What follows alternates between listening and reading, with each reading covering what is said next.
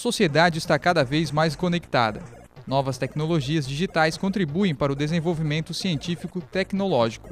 O planeta passou por transformações significativas. Além de marcar o crescimento das cidades, a tecnologia revolucionou o universo do entretenimento e criou dispositivos capazes de retratar o futuro: os videogames.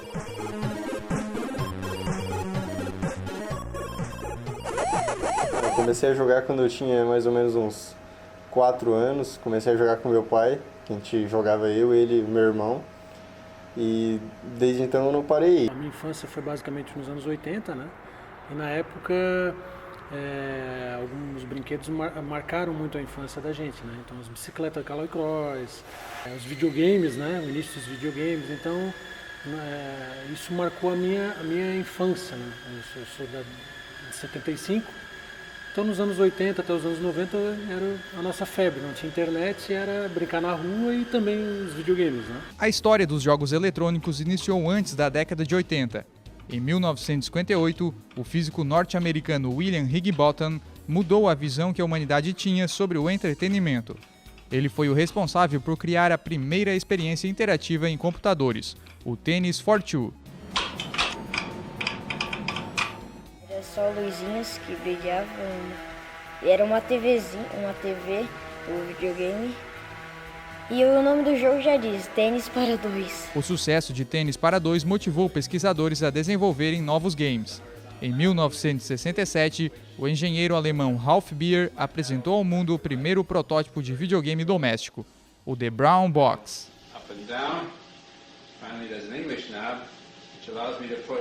Beer licenciou sua invenção à Magnavox. A empresa lançou o console em 1972, com o nome de Magnavox Odyssey. Magnavox presents Odyssey, the electronic game of the future. Odyssey easily attaches to any brand TV, black and white or color, to create a closed-circuit electronic playground. Odyssey, a new dimension for your television, now at your Magnavox dealer.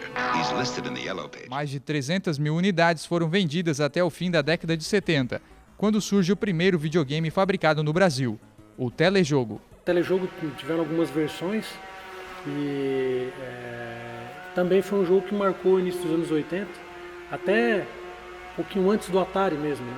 Mas era um jogo muito gostoso, né? Você tinha ali alguns, né, telejogos que tinham mais de um jogo na memória, inclusive, versões diferentes, com controles diferentes, né, com formato do console diferente, mas na prática, né, o software, os jogos eram os mesmos, né? Os anos 80 marcaram a chegada de mais um videogame de sucesso no Brasil, o Atari 2600. Símbolo cultural da década, o aparelho se popularizou e movimentou o mercado dos games com mais de 30 milhões de unidades vendidas no planeta. Até hoje, o fenômeno da Atari desperta interesses.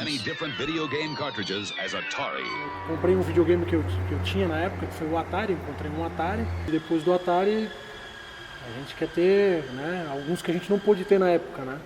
O Odyssey, que é esse videogame que a gente, né, tem aqui, que na época era um concorrente da Atari, né? Mas porém ele era mais moderno ainda. Depois do sucesso do Magnavox Odyssey, a Nintendo Company fortaleceu a indústria de videogames com o Nintendo 8-bits. A empresa japonesa vendeu 61 milhões de unidades do seu primeiro console. O popular Nintendinho fez sucesso com os games Donkey Kong,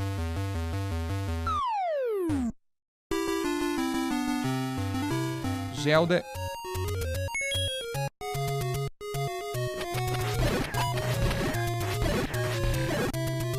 e Super Mario Bros., que vendeu mais de 40 milhões de cópias. Na época o Super Mario foi um jogo que já desde o início ele revolucionou, né, com a questão de todas as fases que haviam, né, os cartuchos que gravavam, né, possibilitando a gente passar algumas fases e poder continuar o jogo da onde a gente tinha parado, né. Então foi realmente um jogo que marcou a época, né, muito gostoso, toda a simplicidade do Mario, né, possibilitando qualquer pessoa jogar, passar de fase. A popularidade de Mario cresceu no início dos anos 90, com a transição dos gráficos de segunda dimensão para a terceira dimensão, ou 3D. O Super Nintendo 16 bits, o Mega Drive e os videogames da Sega revolucionaram os jogos eletrônicos e o mundo do entretenimento. gráficos 3D foram impulsionados na quinta geração de videogames. Em 1994, a Sony inovou. Trocou os cartuchos utilizados principalmente pela Nintendo por leitores de CD-ROM.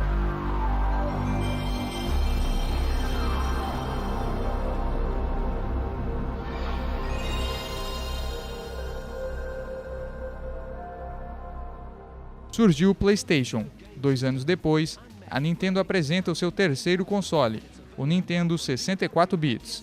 O aparelho chegou ao Brasil em 1997, trazendo processadores gráficos de alta qualidade. Em 2000, o videogame mais popular da história chegou às casas. Desenvolvido no Japão e lançado pela Sony, o PlayStation 2 vendeu mais de 150 milhões de unidades. Inovou com a possibilidade de jogar games sofisticados e assistir filmes em DVD. O PlayStation 2 foi uma continuidade do PlayStation 1, então várias séries de jogos vieram já desde o Play 1, né? Então o que tu já tinha jogado no Play 1, saiu uma continuidade pro Play 2, um pouco melhor, não, muito melhor, que já tinha um novo gráfico, um novo motor de jogabilidade. A sexta e a sétima geração foram marcadas pelo sucesso dos games de computadores. As máquinas ganharam mais espaços com a arte representativa dos jogos eletrônicos.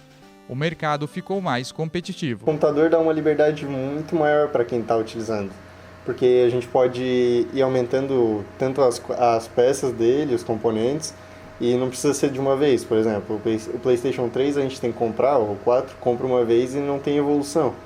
E o computador, quando tu compra, tu pode ir mexendo nas peças dele. Hoje em dia, realmente, os jogos para PC, obviamente, são o que há de mais tecnológico, né? Os videogames evoluíram e vão continuar evoluindo, mas realmente alguns jogos de PC superam assim a realidade virtual. Na oitava e atual geração dos videogames, surgiram sucessos como PlayStation 4 e Xbox One.